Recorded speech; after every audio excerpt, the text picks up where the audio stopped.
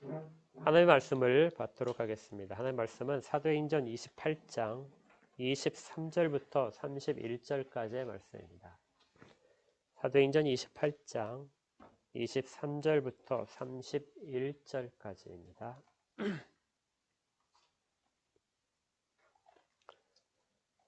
제가 받들어 읽도록 하겠습니다. 하나님의 말씀을 받으십시오. 그들이 날짜를 정하고 그가 유숙하는 집에 많이 오니 바울이 아침부터 저녁까지 강론하여 하나님의 나라를 증언하고 모세 율법과 선지자의 말을 가지고 예수에 대하여 권하더라.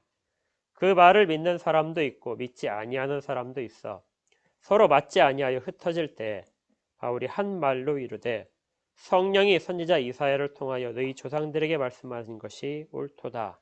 일렀으되 이 백성에게 가서 말하기를 너희는 듣기는 들어도 도무지 깨닫지 못하며 보기는 보아도 도무지 알지 못하는도다. 이 백성들의 마음이 우둔하여져서 그 귀로는 둔하게 듣고 그 눈은 감았으니 이는 눈으로 보고 귀로 듣고 마음으로 깨달아 돌아오면 내가 고쳐줄까 함이라 하였으니 그런즉 하나님의 이 구원이 이방인에게로 보내어준 줄 알라. 그들은 그것을 들으리라 하더라. 바울이 온 이태를 자기 셋집에 머물면서 자기에게 오는 사람을 다 영접하고 하나님의 나라를 전파하며 주 예수 그리스도에 관한 모든 것을 담대하게 거침없이 가르치더라. 아멘.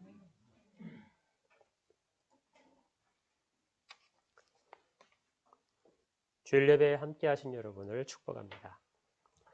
이제 우리가 사도행전 28장에서 오늘이 이제 마지막 강해 설교가 될 텐데요. 사도행전 28장에서 무대는 로마로 옮겨져 있고 또 바울 혼자 등장합니다. 그리고 그곳에서 바울은 이전에 했던 것과 동일한 방법으로 유대인들을 먼저 설교하고 선교하고 그 다음에 유대인으로부터 이방인으로 복음이 옮겨가는 과정을 다시 한번 살펴봤습니다.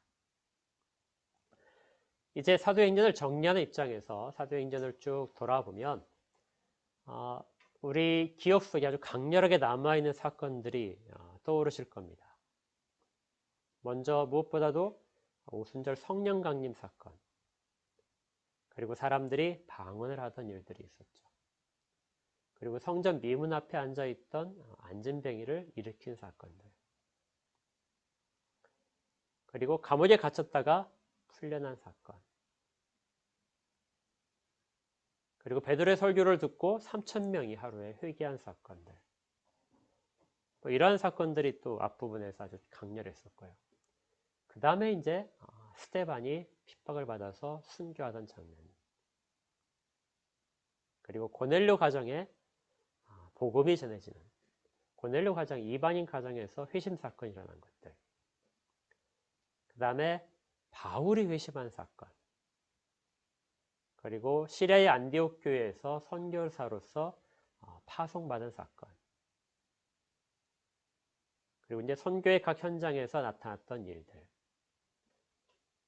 그리고 바울이 3차 선교행을 마치고 예루살렘으로 올라오면서 겪은 일들, 그리고 잡혀서 재판받는 장면들, 그리고 항해 장면, 그리고 로마까지 이렇게 해서 진행됐던 것들이 기억이 아마 쭉 한 줄로 쭉 꿰듯이 나오실 겁니다. 그런데 우리가 먼저 던져야 될 질문들은 우리의 강렬한 기억들이 남아있는 사건이 성경에서 기록할 때 가장 중점을 둔 사건인가, 그것과 일치하고 있는가 하는 점들이 우리가 좀 생각을 해봐야 됩니다. 우리는 강렬하게 받았지만 성경 그것보다 훨씬 더 다른 부분을 강조하고 있는 것은 아닌가. 우리의 어떤 경험이라든지 우리의 어떤 그 기존에 갖고 있던 기억이라든지 이런 부분들이 동원돼서 강렬함이 어떤 부분에 작용하게 될 텐데 그 강렬함보다도 성경이 말씀하시고자 하는 그 주제, 거기가 훨씬 더 중요할 텐데 그런 부분은 오히려 강렬한 기록 때문에 놓칠 수도 있기 때문에 그렇죠. 가장 좋은 것은 성경에서 강조하는 것과 우리의 강렬하게 받은 감동들이 일치하는 것이 가장 좋을 텐데 그렇지 않을 수 있습니다. 오늘은 사도행전을 정리하면서 그러한 부분들에 대한 조정을 좀 해보려고 합니다. 사도행전에서 강조하는 중요하게 취급되는 것들에 대한 어떤 부분이 강조되는가 하는 부분을 보시려면 일단 세밀하게 반복적으로 등장하는 것들이 중요하죠. 그리고 또 가장 길게 그렇게 묘사하고 있는 부분이 중요합니다. 그럼 어디가 가장 길게 묘사하고 있었을까요?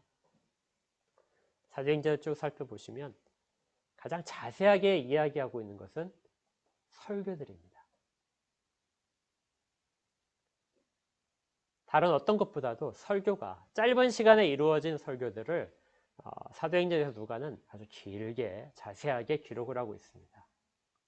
베드로의 설교 기억나시죠? 베드로의 설교를 길게 기억했고 어떤 사건들은 기억나는데 설교가 기억이 안 난다면 우리는 약간 좀 문제가 있는 것입니다.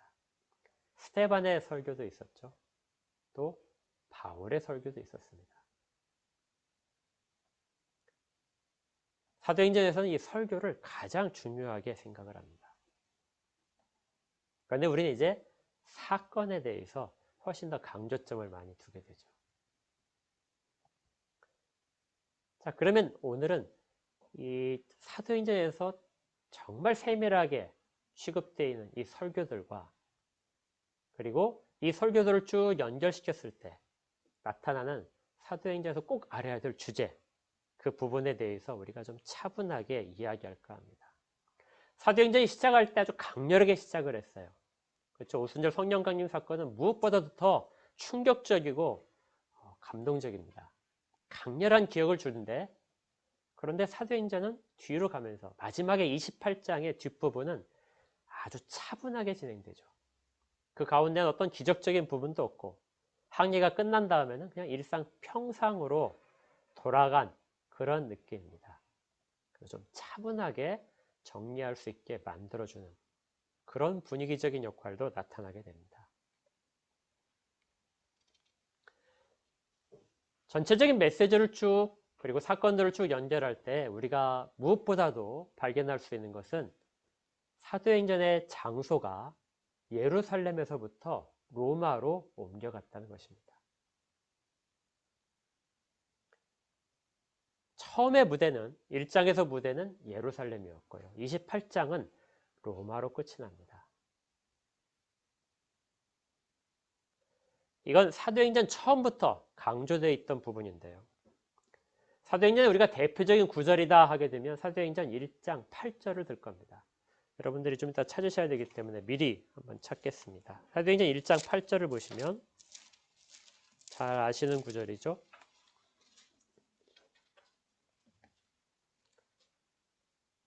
1장 8절 같이 읽겠습니다. 시작. 오직 성령이 너희에게 임하시면 너희가 권능을 받고 예루살렘과 온 유대와 사마리아와 땅끝까지 이르러 내 증인이 되리라 하시니라. 사도행전은 처음부터 이 무대가 예루살렘에서 시작해서 땅끝까지 가야 되는 것을 전제로 하고 시작을 하고 있습니다. 그래서 예루살렘에서 로마까지 이르는 것, 로마가 땅끝은 아니지만 상징적인 의미에서의 땅끝에는 해당합니다. 로마가 이방인들의 중심 도시이기 때문에 그렇죠. 그래서 사도행전은 이 과정을 쭉 기록을 하고 있는 것입니다. 그런데 이것은 중간중간에 다시 강조됩니다. 바울이 나중에 예루살렘에 올라가서 잡힌 다음에 한 설교들이 있었는데 그 설교들 가운데 22장 21절에 이렇게 됩니다. 나더러 또 이르시되 떠나가라 내가 너를 멀리 이방인에게로 보내리라 하셨느니라. 사도 바울은 처음부터 떠나보냄을 받기 위해서 예루살렘으로부터 로마까지 이르는 떠나보냄을 받기 위해서 선택된 사도였습니다. 23장 11절에도 바울이 이렇게 이야기하는데요. 대제사장으로부터 재판을 받고 그리고 나서 다시 감옥에 돌아온 상황에서 그날 밤에 있었던 일입니다. 그날 밤에 주께서 바울 곁에 서서 이르시되 담대하라. 내가 예루살렘에서 나의 일을 증언한 것 같이 로마에서도 증언하여라 하리라 하시니라. 주님은 바울을 로마로 보내시기를 계획하셨던 것입니다. 그래서 장소가 변한 것은 사람이 그곳으로 움직인 것을 말하죠. 그리고 사도행전 초점이 사람을 따라서 사도들을 따라서 예루살렘에서 로마로 옮겨가는 것입니다. 단순히 무대만 옮기는 것이냐? 그것은 아닙니다. 사도들이 이동해 감으로써 복음의 대상이 변하는 것이죠. 교회가 한 지역에서 다른 지역으로 옮기는 것, 우리가 좀 이따 논의를 하겠지만 교회가 한 지역에서 다른 지역으로 옮기는 것은 한 장소적인 이동에 그치는 것이 아니라 그 교회를 통하여 복음이 전해지는 대상의 변화가 생기게 됩니다. 사도가 그렇게 움직였을 때 사도로부터 복음을 받는 사람들의 변화가 생기고요. 성도가 움직였을 때 성도로부터 복음을 받는 주변의 영향이 바뀌게 됩니다. 그래서 믿는 자들의 이동을, 그리고 믿는 자들이 발길을 딛는 모든 곳들에서는 그 영향력이 반드시 나타나게 됩니다. 단순히 사도행전의 무대가 예루살렘에서 로마로 옮긴 것이 아니라 복음의 대상이 예루살렘에 있던 유대인에서 로마에 있던 헬라인들, 이방인들로 옮겨진 사건이라는 것이죠. 베드로와 11 사도들이 예루살렘과 사마리아와 이러한 지역에서 복음을 증언했던 것들을 기록하고 있다면 바울과 바나바와 비롯한 전도자들은 이방인 지역에서 로마까지 이르는 지역을 담당하게 됩니다. 단순히 복음이 그냥 전해지는 것이 아니라 앞에서 읽었던 구절들의 병행해서 나오는 것이 무엇이냐면 증인이라는 것입니다. 복음을 전하는데 그치지 않고 복음이 전해지는 그곳에서 사람들은 증인으로서 서게 되는 것이죠.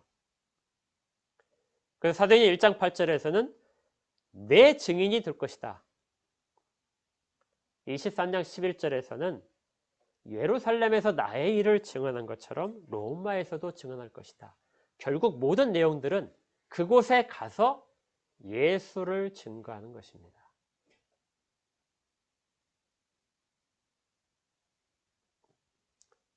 사도행전은 이 부분들을 쭉 역사적인 사건을 통해서 기록을 하고 있는 것이죠. 마치 깜깜한 어둠에 휩싸져 있는 그런 곳에 등불을 들고 이렇게 걸어갈 때 등불이 이르는 곳마다 그 부분이 환해져서 드러나듯이 그렇게 드러나고 있는 장면이 사도행전에서 일어난 모든 사건들의 의미입니다.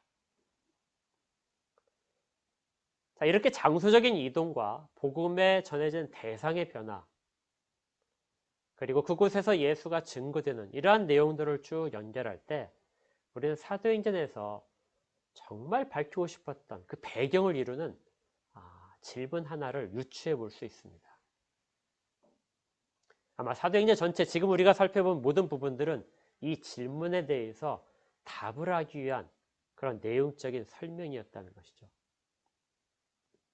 우리도 그런 질문을 우리 땅에 복음이 들어왔을 때, 처음 들어왔을 때 사람들이 가졌던 질문인데요. 왜 유대인들의 믿는 하나님이 이방인들의 하나님이 되어야 하는가? 왜 유대 땅에 있었던 예수가 우리의 구주가 되어야 되는가?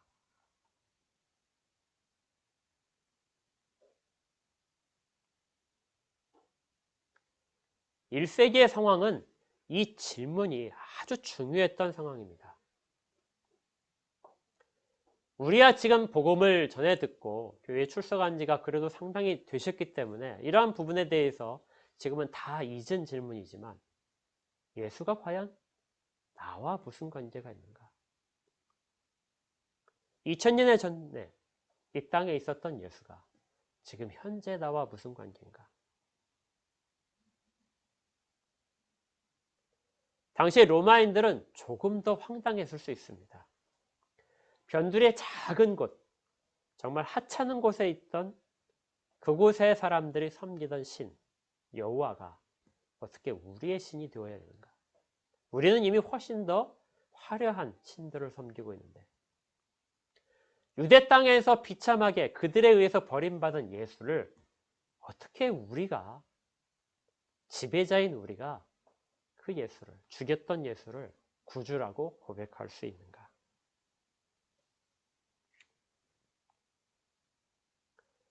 우리 이 땅에 복음이 처음 들어왔을 때 사람들의, 옛날 사람들의 반응, 지금도 그렇게 생각하는 사람이 있긴 있을 것 같아요.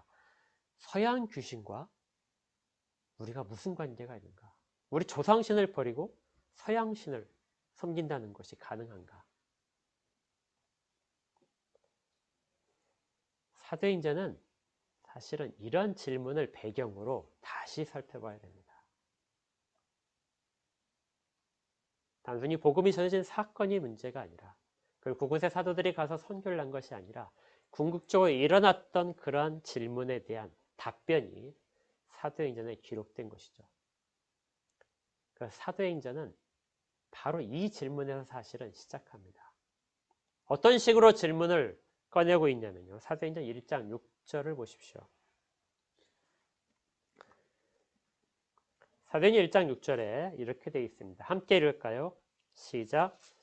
그들이 모였을 때 예수께 여쭈어 이르되 주께서 이스라엘 나라를 회복하심이 이때니까 하니. 이 질문을 더 정확하게 원문적으로 해석하게 되면 이렇게 됩니다. 주님께서 이스라엘에게 나라를 회복시켜 줄 때가 바로 지금입니까? 이스라엘에게 나라를 회복시켜 주는 것. 이것이 사도행전에서 첫 번째 나왔던 질문입니다. 사도들이 이 질문을 한 것은 바로 앞에서 주님께서 약속하신 것을 기다리라 하는 질문을 하셨기 때문에 그래요.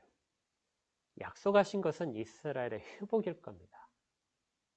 이 약속한 것이 성령이 임하시는 사건일 수도 있겠지만 궁극적으로는 이스라엘의 회복이 모든 유대인들의 관심의 초점이었습니다. 그리고 이 질문에 대해서 답을 하신 것이 1장 8절인 거죠. 1장 8절을 정확하게 이해를 하기 위해서는 1장 6절의 질문을 다시 살펴봐야 됩니다. 그것이 사도행전 전체에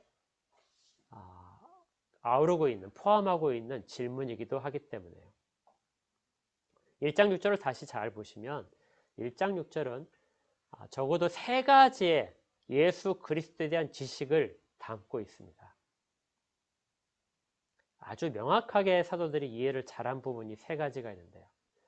첫 번째가 뭐냐면 이스라엘 나라가 반드시 회복된다는 것입니다.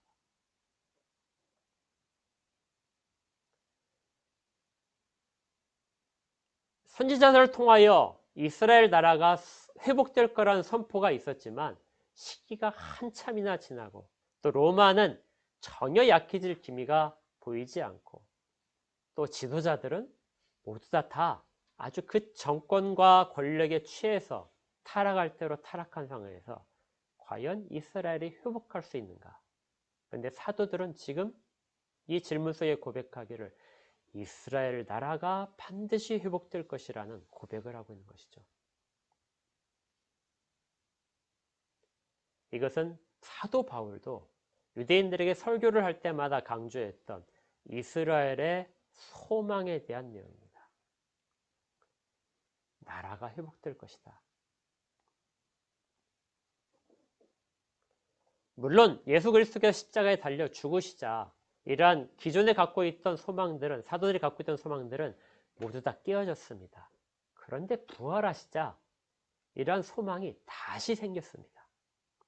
그러니까 주님만 부활하신 것이 아니라 이스라엘 나라가 회복될 것에 대한 소망도 같이 부활을 해버린 것이죠. 그리고 그것과 함께 사도들 가운데 누가 더 큰 자가 되는가에 대한 소망도 욕심도 같이 부활한 상황입니다.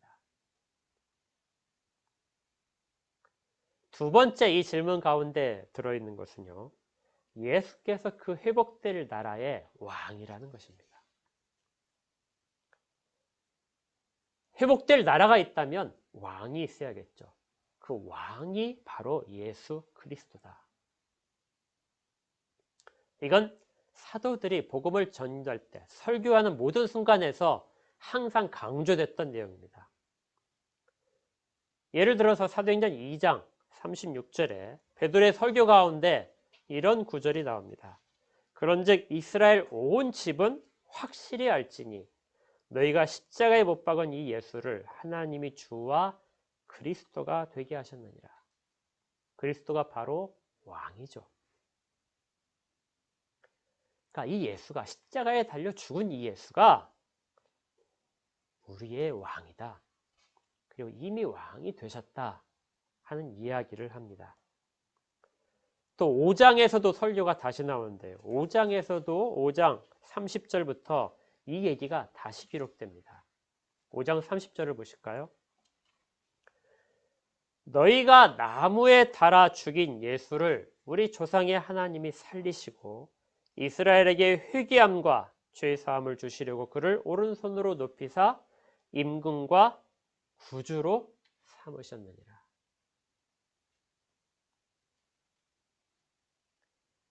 예수가 성부 하나님에 의해서 왕이 되었다. 이스라엘 나라가 반드시 회복될 것인데 그 회복될 나라의 왕은 이미 예수로 되어 있다.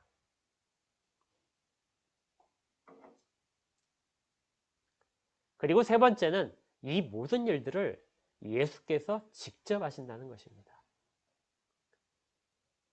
메시아의 나라가 완성이 되고 거기에 예수가 등극을 하는 것이 아니라 이미 예수가 왕으로 되어 있고 그 왕이 자기 나라를 회복시키는 일들을 직접 하신다.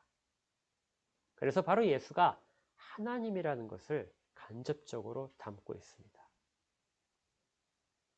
이 짧은 질문 속에 사도들은 예수에 대한 아주 강한 지식, 바른 지식을 담아내고 있는 것이죠. 이스라엘 나라는 반드시 회복될 것이고 그 나라의 왕은 이미 예수가 세워져 있고 그리고 그 예수가 하나님의 나라, 이스라엘 나라를 회복시키고 있다. 그래서 사도들이 물어본 겁니다. 그 일들이 지금 일어나겠습니까? 그런데 주님이 답을 하시는데 전혀 엉뚱하게 비치는 것이죠. 그래서 1장 8절에 답이 있는 것입니다. 7절에 그 때와 시기는 아버지께 자기 권한에 두셨다. 그러니까 너희들이 묻는 그 때에 대한 것은 아버지께서만 아신다. 근데 여기에서 그치지 않고 주님께서 다른 말씀을 하시는데 그것이 1장 8절에 했던 것이죠. 1장 8절을 다시 한번 보면은 오직 성령이 너희에게 임하시면 너희가 권능을 받고 온 유대와 예루살렘과 온 유대와 사마리아와 땅끝까지 이르러 내 증인이 되리라 하시니라. 그 시기가 너희들이 알아야 될 것이 아니라 그 과정을 알아야 된다는 것입니다. 이스라엘 나라가 회복되는데 회복되는 시기가 아니라 회복되는 과정이 어떻게 나타나냐면 역사 가운데 예루살렘부터 시작해서 온 유대와 사마리아를 거쳐서 땅 끝까지 이르는 과정 속에서 이스라엘 나라의 회복이 일어나게 된다는 것이죠. 그래서 이 과정에 너희들의 모든 관심을 집중해라.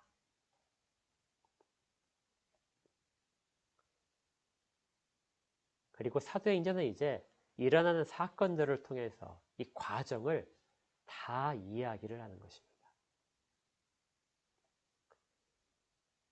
그런데 가장 첫 번째 만났던 사건이 오순절의 성령 깎임 사건으로 아주 큰 권능을 가지고 사도들이 유대인들 앞에 서서 이 이스라엘 나라의 회복에 대해서 이야기를 하고 예수가 왕 되심을 이야기하자 유대인들의 반응이 즉각적으로 나타났습니다.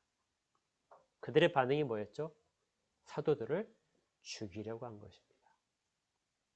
5장 33절에 그들이 듣고 크게 노하여 앞에 있었던 우리 5장에 있던 설교 바로 뒷부분인데요. 그들이 듣고 크게 노하여 사도들을 없이 하고자 했다.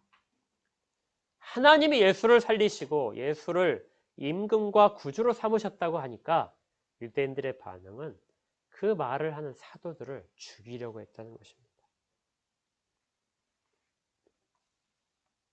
이스라엘 나라의 회복이라는 나라를 되찾아준다는 그러한 소망을 갖고 있는 사도들의 그 소망을 가지고 유대인들에게 전하자 나타난 반응은 유대인들의 거절이죠. 유대인들은 놀랍게도 반복적으로 계속해서 이 일들을 거절을 합니다.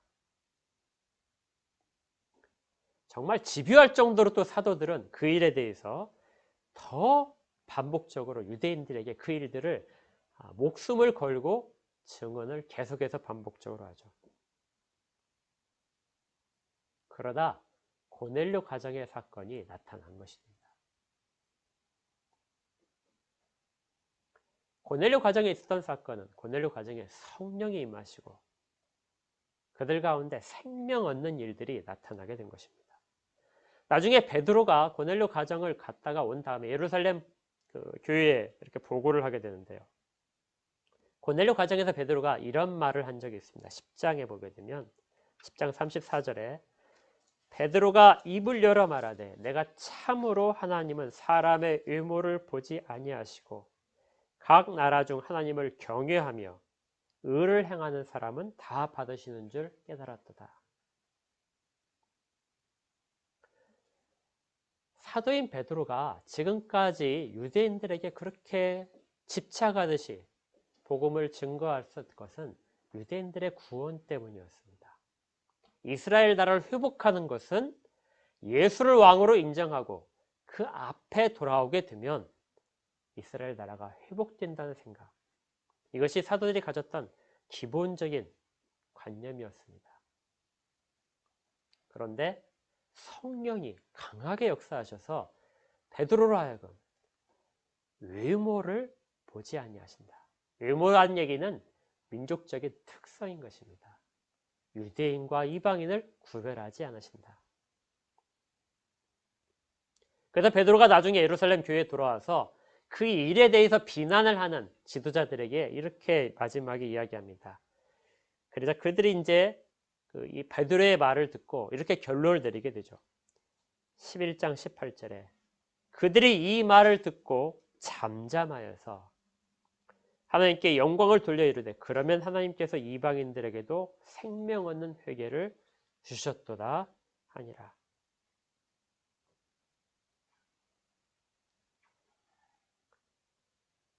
결국 이러한 일들은 앞에서 1장 6절에서 사도들이 했던 질문이 옳은 것으로 다 돼 있는 것처럼 보였지만 실제는 아주 큰 오해를 하고 있었다는 것을 드러내줍니다.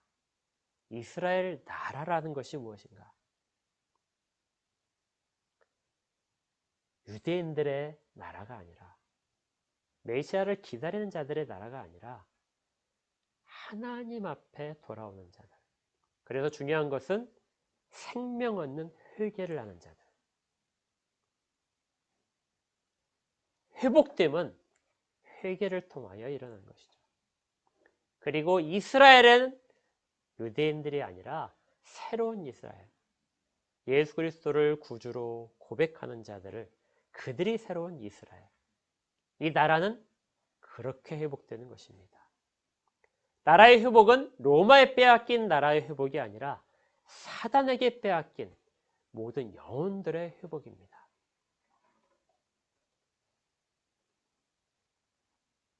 이것이 사도들이 많은 사건을 거치면서 유대인들의 극렬한 반대를 거치면서 조금씩 깨달아가는 과정인 것입니다.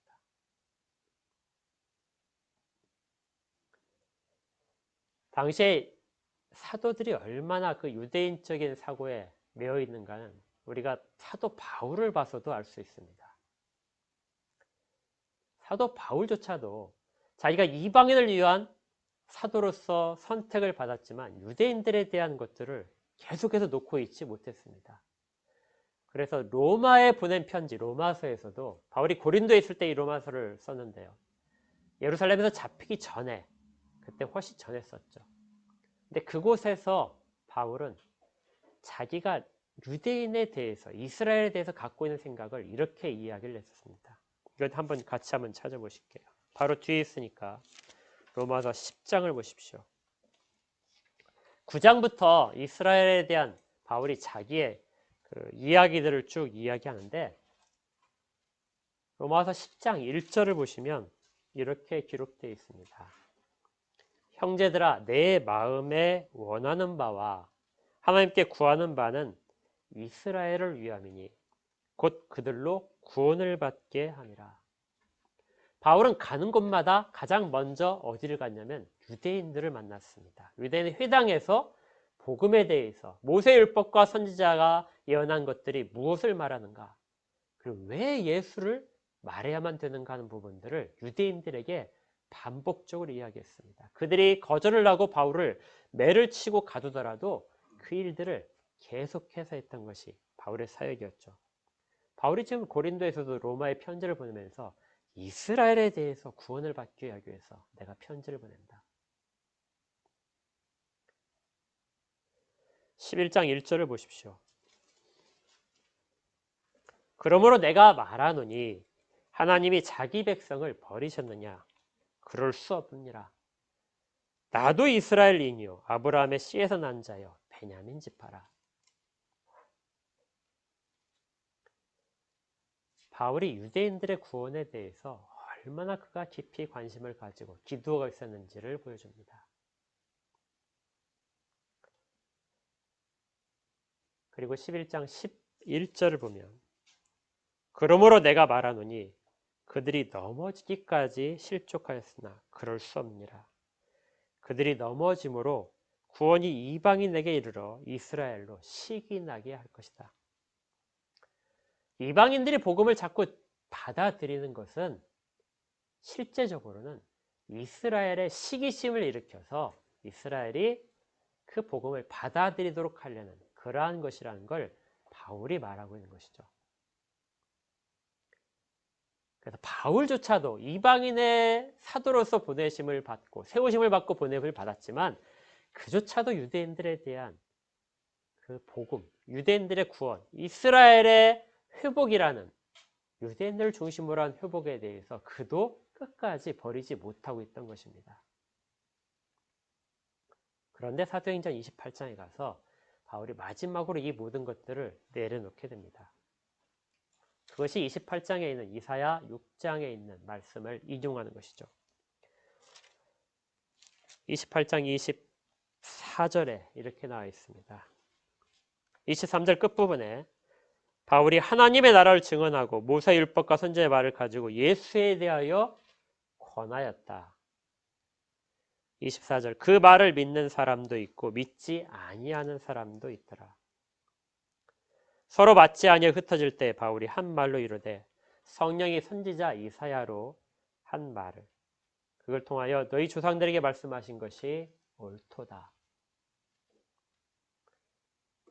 이사야 6장 9절부터 10절을 인용합니다. 일렀을 때 이 백성에 가서 말하기를 너희는 듣기는 들어도 도무지 깨닫지 못하며 보기는 보아도 도무지 알지 못하는도다. 이 백성들의 마음이 우둔해져서 그 귀로는 둔하게 듣고 그 눈은 감았으니 이는 눈으로 보고 귀로 듣고 마음으로 깨달아 돌아오면 내가 고쳐줄까 함이라 하였으니. 사도들의 수많은 시도에도 불구하고 이스라엘은 복음에 대해서 예수에 대해서 듣고 나서 그들의 귀가 닫혔고 눈으로 보지만 보지 못하고 마음으로도 완고해져서 우둔해져서 아무런 반응을 보이지 못하고 결국 그들은 회복될 이스라엘 나라의 백성이 아니라는 것이 드러났음을 바울이 이사야가 그렇게 이야기한 것이 성취되었구나 하고 최종적으로 결론을 내리는 것입니다.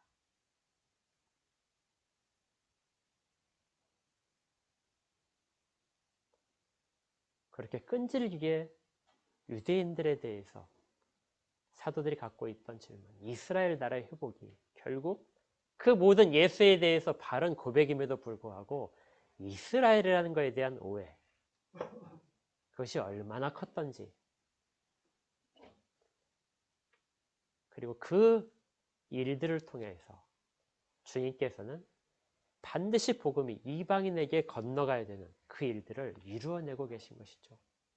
사도들의 오해도 이방인들의 거절도 사실은 처음부터 주님이 이방인들에게 복음이 전해도록 하시는 그런 계획의 과정 가운데 있었던 것입니다.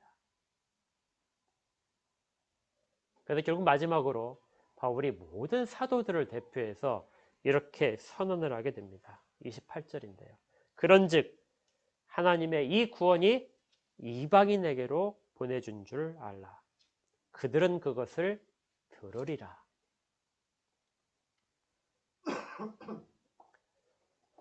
이 최종적인 선언 이후로 유대인들에 대한 선교는 더 이상 기록이 되지 않습니다.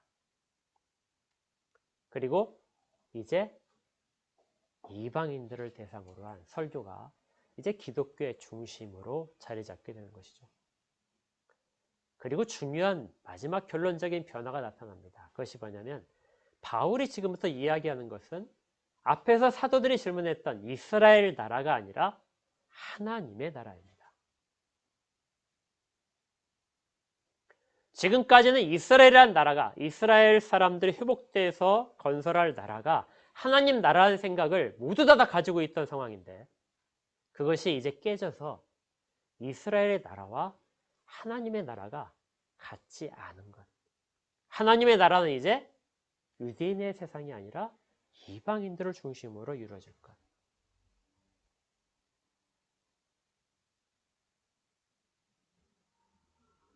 이것이 왜 유대 땅에 있던 여호와가 우리의 신이 되어야 하느냐? 왜 예수가 우리와 무슨 관계가 있느냐? 왜 우리가 그를 주라고 고백해야 되냐? 하는 그러한 것들에 대한 누가를 통한 성령 하나님의 답변인 것이죠. 처음부터 복음은, 예수 그리스도의 구원은, 하나님의 나라는 너희를 대상으로 했다. 지금 우리에게도 동일한 그러한 답변이 지금 사도행전을 통해서 들려지는 것입니다. 우리에게 보내진, 우리에게 전해진, 우리가 영접한 그 복음, 우리가 예수를 구주라고 고백하는 그 고백의, 믿음의 고백들은 처음부터 어떤 한 지역의 실패 때문에 옮겨간 것, 그걸 계속해서 옮겨간 것이 아니라 처음부터 너희를 향한 것이었다. 그리고 그 향하는 과정에서 수많은 오해에도 불구하고 그것들을 사용해서 주님은 너희 가운데 복음에 이르도록 그렇게 하셨다는 것. 이것이 사도행전의 마지막 부분에서 모든 사람들에게, 모든 지역에 있는, 이방인 지역에 있는 교회들에게, 성도들에게 하는 이야기입니다. 너희가 바로 하나님 나라의 백성이다. 그 말씀을 듣는 자들, 귀가 열려서 듣고 마음이 열려서 듣는 자들이 바로 하나님 나라의 백성, 회복됨이 일어나는 것이다.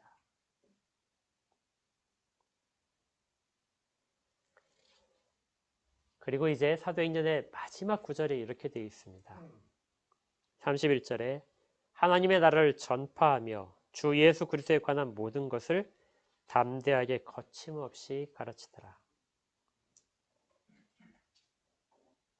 지금까지는 혈통적인, 민족적인, 유대인과 이방인의 구별, 실제로 많은 사도들도 그 구별 속에서 그 벽을 어떻게 넘을지, 때로는 그 벽 앞에서 실족하고 그 벽을 넘지 못하는 그런 모습들을 많이 보였는데요.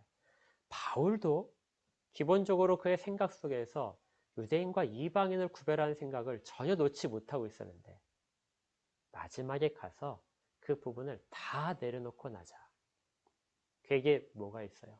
거침이 없어졌습니다. 담대해졌습니다. 어떤 벽도 하나님 나라와 예수 그리스도에 관한 것을 전하는 데에는 아무런 차별이 없다는 것이죠. 유대인과 이방인의 차별이 가장 극심했던 그러한 틈이었다면 그 모든 것들이 아무것도 아니게 된 것, 그것이 바로 사도들이 걸어갔던 길을 통해서 성령이 드러내신 답입니다. 만약에 우리가 복음을 증거하는데, 하나님 나라의 백성으로서 살아가는 데 있어서 우리에게 어떤 담대하지 못한 부분이 있거나 어떤 거치는 부분, 걸려서 넘어지는 부분들이 자꾸 있다면 우리는 우리 가운데 있는 벽들 속에 스스로 갇혀 있는 것일 수 있습니다. 내가 지금 이러니까 이걸 못하지. 저 부분과 나는 이렇게 다르니까 접근할 수가 없어. 아니면 자기가 갖고 있는 어떤 극심한 편견들, 절대로 이건 안 돼. 이러한 모든 부분들 앞에서 그것들이 무너지고 주 예수에 대해서 전하고 모든 것들을 가르치고 하는 부분에 있어서 틈이 없어지는 것. 이것이 바로 사도행전이 사도행전에 있는 모든 성도들에게 당부하는 마지막의 당부입니다.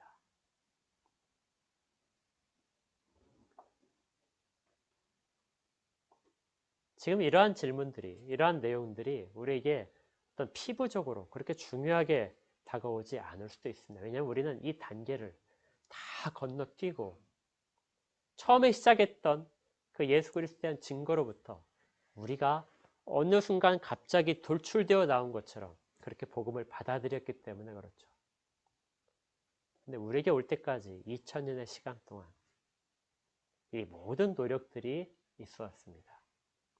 그리고 그런 노력들에서 그러한 벽들을 깨트리고 거침없이 담대하게 전하는 그 메시지를 통하여 복음은 조금씩 우리에게로 접근을 했고 그것이 바로 하나님이 세우셨던 계획, 그 계획에 실현되는 과정이었던 것이죠. 지금도 우리 주변으로 이러한 일들은 계속해서 벌어집니다. 우리를 통하여 우리 가족들에게 저 사람은 정말 안 돼. 정말 저런 일들은 절대 안 돼 하는 부분들이 그것이 우리에게 있는 어떤 거치는 것이 될 수도 있고요. 어떤 민족적인 부분들, 지역적인 부분들이 거치는 것이 될 수도 있고. 그런데 기억하십시오. 주님은 처음부터 이러한 것들을 다 깨트리셨다는 거예요. 사도들이 처음에 오해한 질문을 할 때, 이스라엘 나라를 회복할 때가 지금입니까 하는 질문을 할 때도 그때도 주님은 답변 속에 이미 그 모든 장벽들은 다 허물어진 거야. 그걸 조금씩 사도들은 깨달아가는 과정이기도 합니다. 어떻게 보면 성경은 이처럼 우리로 하여금 답들이 깨달아지는 과정을 많이 나타내시는 것 같아요. 우리는 어떤 답이 분명하게 딱 정해지고 그 답대로 그 다음 단계 1, 2, 3 이렇게 순차적으로 일을 해야 되는 그런 것들이 있으면 굉장히 편하고 좋을 것이라고 선호하는 또 마땅히 그래야 된다고 이렇게 결론을 내리는 분들이 상당히 많은 것 같습니다. 근데 성경은 의외로 이러한 부분에 처음에 완전한 답을 잘 안 주세요. 사도행전만 하더라도 전체적인 구조가 오해로부터 시작된 답에 마지막으로 그걸 수정하는 것을 과정을 통해서 수정해 주시지 처음에 답을 미리 던져주시고 그 답을 아무도 이해를 못하는 겁니다. 나중에 지나고 나서야 이해가 되는 거죠. 요한복음을 보게 되면 사실 이러한 부분이 아주 많이 나오는데요. 요한복음에 보니까 이런 부분들이 있었어요. 예수께서 그 죽으심을 당하신 후에야 그때야 비로소 제자들이 깨닫더라. 주님께서 부활하시고 나서야 깨달아지는 일들이 얼마나 많았는지. 또 우리가 신앙의 여력에서도 그렇습니다. 처음에 우리가 어떤 답이 있고 그 답대로 살아가기를 원하지만 어떤 답들은 분명히 그렇게 답이 있고 그런 과정이 약속되어 있지만 어떤 것들은 과정 중에서 나타나게 된다는 것입니다. 그런데 놀랍게도 주님은 잘못된 이해를 하고 그리고 부족한 고백을 통해서 우리가 가는 길조차도 주님이 사용을 하셔서 더 많은 일들을 이뤄내시고 그 잘못된 부분을 깨닫게 하시고 그것보다 훨씬 더 풍족한 것들을 경험하게 하시고 그래서 우리의 인생을 믿음의 길 가운데 이끌어 가신다는 것이죠. 사도행전을 다 이제 마무리하면서 주님께서 우리에게 이렇게 권고를 하실 겁니다. 네가 지금 잘못된 답을 할 수 있어. 부족한 믿음의 고백을 할 수 있는데 그 길을 통할 때 나와 같이 가면서 내가 그것들을 바로잡아 줄게. 그러면 우리의 고백들, 감사와 찬양에 대한 고백들은 시간이 지나면서 점점 깊어지고 넓어질 것입니다. 그리고 점점점 더 담대해지고 또 믿는 자로서 거침이 없어질 것입니다. 이런 복이 우리 모두에게 있기를 주의 이름으로 축복합니다. 기도하겠습니다. 하나님, 감사합니다. 사도행전의 긴 시간 동안을 따라가면서 마침내 발견하는 것은 주님께서 처음부터 이루셨던, 계획하셨던 것들이 사도들의 잘못된 이해와 잘못된 걸음, 그것들을 다 사용하신 결과 마침내 성취되는 것임을 깨닫게 됩니다. 저희들에게 복음이 전해진 것이 우연이 아니라 누군가의 거절에 대한 그러한 응분의 답이 아니라 처음부터 주님께서 저희를 선택하시고 저희에 이르기까지를 특별히 주장하셔서 이곳까지 서 있게 됨을 깨닫습니다. 이제 저희가 마음 가운데 있는 모든 편견들과 잘못된 생각들을 버리고 주께서 주시는 그 말씀에 온전히 의지하여 담대하고 거침없이 살아갈 수 있도록 인도하여 주시옵소서. 두려워하지 않고 앞날에 비록 그 시기가 잘 깨달아지지 못하고 모르는 바가 있다 할지라도 현재의 과정이 주께서 원하시는 과정임을 발견케 하시고 그 일들에 최선을 다하도록 도와주시옵소서. 날마다 더 깊은 찬양과 주에 대한 고백이 있기를 소원합니다. 예수 그리스도의 이름으로 축복하며 기도합니다. 아멘.